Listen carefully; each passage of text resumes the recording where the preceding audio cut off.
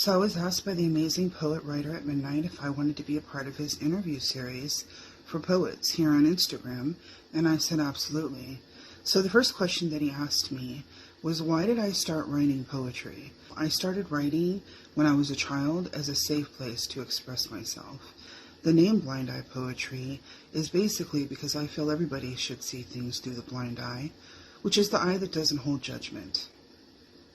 So the question was asked, what does it mean to be an anti-hero? It's kind of like being like Robin Hood. You know, you rob from the rich to give to the poor. I prefer to be a voice for those that are broken, for those that are healing from past trauma, for people that I guess wouldn't traditionally be considered the good guys, but they are. Another question that was asked is, how is healing and art a part of my life? So I'm very candid and open about the fact that I'm healing from past trauma. I believe that art is a way to express yourself in a positive way instead of using man-made medications.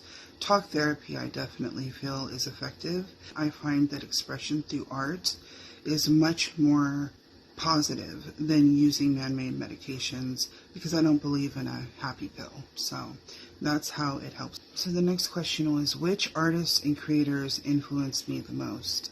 I would say anybody who chooses to be authentically themselves. People who aren't afraid to go against the grain. People who aren't afraid to speak their mind and say how they feel regardless of how it makes anybody else feel. And those that are willing to express themselves inspire me the most.